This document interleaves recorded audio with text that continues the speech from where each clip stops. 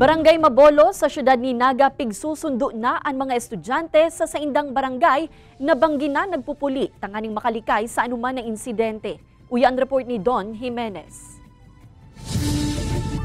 Kan mga nakaaging semana, haros wala toong mga insidente ang nairerehistro aro kan pambabastos, harabunan, aksidente, asin iba pa sa syudad ni Naga. Huli ka ini da imali kayang mahandal kan perang mga magurang sa seguridad kan sa indang mga aki, urug na ang mga nagpupuli nin banggina. Kaya labi na sanaan pasasalamat kan mga magurang kan Barangay Mabolo makalista magdesisyon ang barangay na sunduon ang mga estudyanteng bangginang nagpupuli sa paagi kan sa indang shuttle.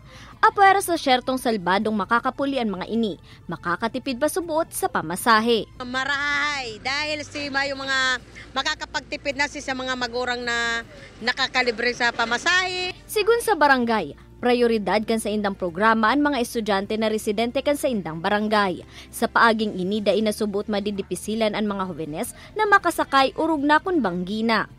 Pinaka-priority pong ma-avail ka iniyo si mga estudyante po na mga taga-Mabolo talaga. Kasi doon pa lang po sa mga pick-up point na tigpupunduhan po kayo sa Liboton Annex, doon mismo kami sa tungod kang gate nagpupundo. Pinag-aadalan pakutakan barangay na magkaigwanin libreng sakay tuyong aga. Alagad saro sa piko konsideran ninda, syertong maaapektaran kay ini ang hanap buhay kan mga nagkakayod na driver. Ini si Don Jimenez, Balitang Bicolandia.